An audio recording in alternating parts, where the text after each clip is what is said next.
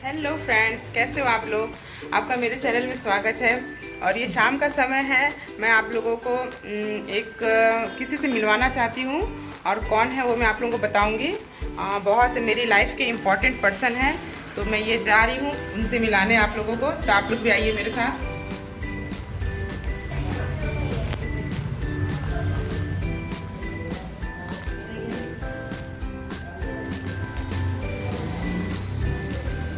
तो फ्रेंड्स, मैं ऊपर आ चुकी हूँ।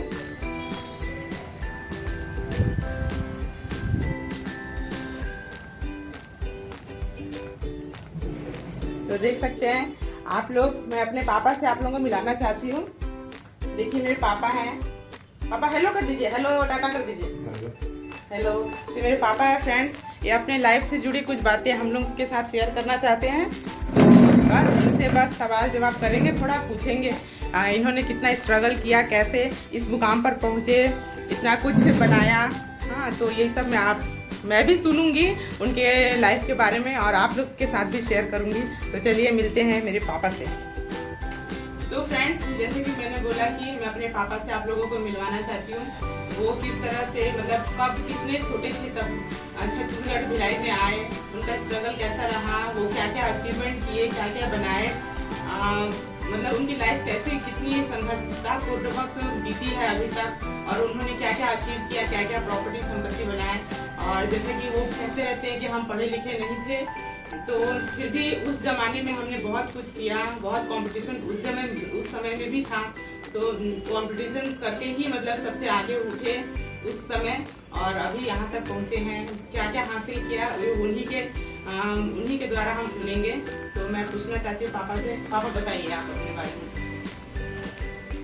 पहला तो हम पढ़ा लिखा कुछ नहीं, सिर्फ एक रोज स्कूल गया तो 22 रोज तक बीमार पड़ गया।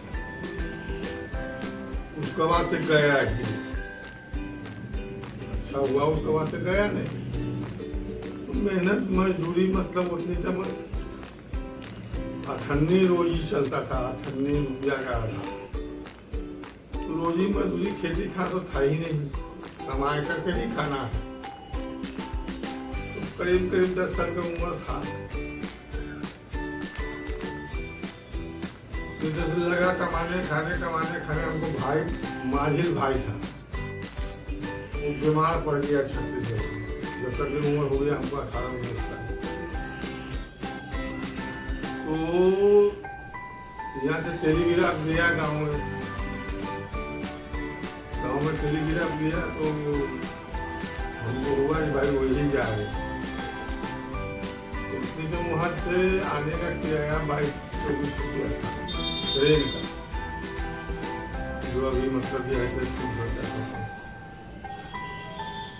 तो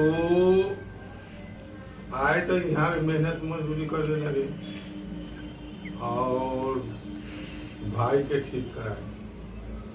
वो अब इस दुनिया में है नहीं, चला गया करीब 80 में 85 में खत्म हो गया। फिर एक भाई जो था तो पहले मरा हुआ था, बड़ा वाला छत्तीसगढ़ में। फिर दूसरा 84-85 में मतलब जैसे ऊर्जा था, मर गया माही में। तो हम 4 भाई थे लोग, 2 तो खत्म हो गए। तो हमसे जो छोटा था वो गाँव में चाय की दुकान खोला था। तो जब हम यहाँ मेहनत मजदूरी से कुछ मतलब जैसे बिजनेस में आ गया, थोड़ा सा कोयला का काम शुरू में मतलब जो है से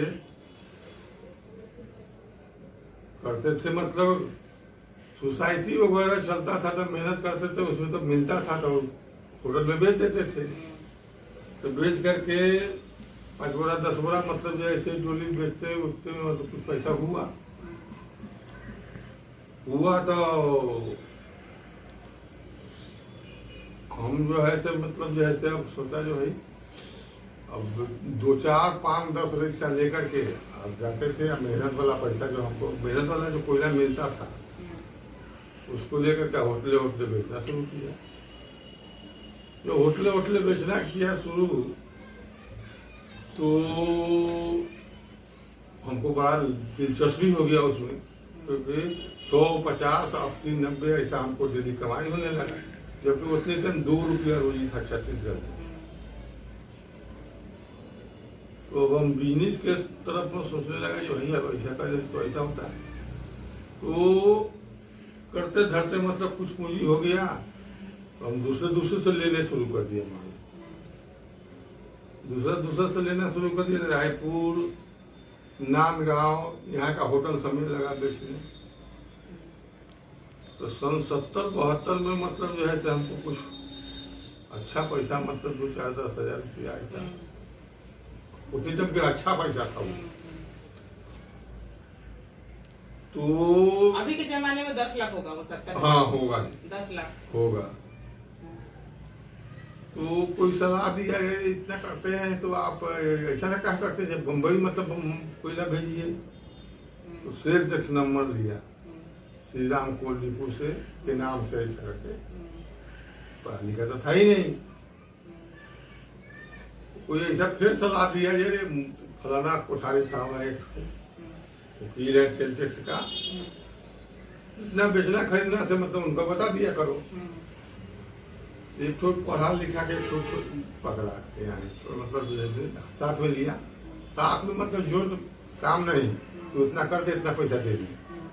तो लिखता उखता था, और वो लिख रहा, मतलब हम वकील साहब दे देते थे, तो रिटेन जितना होता था वही भरते थे, वही सब करते थे, और जितना पैसा बोलते थे उतना हम दे देते थे।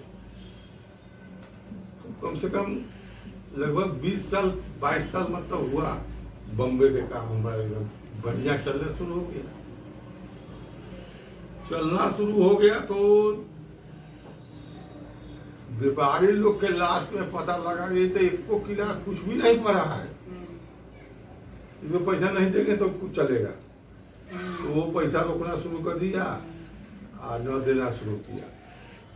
उसको बाद में फिर कर्जा ले, कोई कहा बैंक तो दे रहा है, बैंक से ले पैसा, 1-2 लाख रुपया था। 2 लाख रुपया नागरिक सहकारी बैंक से लिया, उसका पूंजी बनाया मतलब, और वो भेजा तो 1 लाख के करीब क्या, एक गाड़ी माल मतलब करीब 90 में बेच दिया।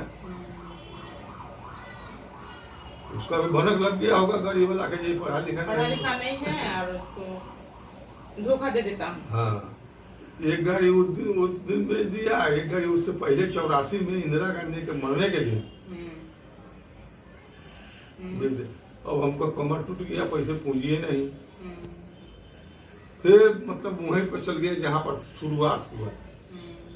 फिर उसे करते मतलब जैसे करीब सन 2000 से तो मतलब जैसे हमको बीमारी शुगर का पकड़ लिया, काम करने की इच्छा नहीं। अब तो घर बेच दिया, मकान जो अभी करोड़ों का घर होता, 2 लाख रुपया लगा करके मकान मतलब बना, जमीन खरीद करके, तो वो बेच के सर दिया। साफ सुथरा रहा, कोई तगादा घर पर आकर के न करना चाहिए। तो प्लाट लिया था 6000 को, 6000 में मतलब दिया था 60/60 का, वो का वो बेच दिया। सुपेला में 1 लाख की जमीन था रजिस्ट्री वाला, वो बेच दिया। और कुछ दिन तक मतलब फिर ये हुआ, कोई तगादा नहीं, स्वस्थ हो गया पूरा। पर इधर हमको भी इधर बाकी था लोकन, तो लोकन बाकी था, तो मतलब वो सब देना शुरू किया कि भाई ऐसा आदमी था, इसका पैसा मतलब दे देना चाहिए, मुसीबत में है। तो ये सब दिया, तो फिर ये घर बनाया, और लड़का लोग जो है से अपना अपना काम मतलब जैसे हमने राह बताए पर मतलब करने लगा। तो वो करने लगा, जो यहाँ से लेना वहाँ देना, जैसे बम्बई देना, कहीं भी देना। तो इस टाइप से तो अभी सुखी है, अभी कोई तरह का झीझ नहीं। नहीं तो पापा, मैं आपसे पूछना चाहती हूँ कि जब आप तो बोले कि कब लॉस हो गया था बॉम्बे का माल? 90 में। तो उससे पहले तो आप बिहार में बहुत सारे जमीन खरीदे हैं। पहले तो जमीन नहीं था, तो आप कब की कमाई था आपका जो आप इतना जमीन जायदाद मतलब 90 से पहले जो आप हाँ जो कमाए थे उससे आप बिहार में जमीन खरीदे? हाँ, जो भी थोड़ा बहुत खरीद मतलब यही के कमाई। और ये भिलाई में जो प्रॉपर्टी है वो कब खरीदे? भिलाई के प्रॉपर्टी मतलब जैसे 90 के पहले ही खरीदे ना, वो सब भी 90 के पहले का ही है।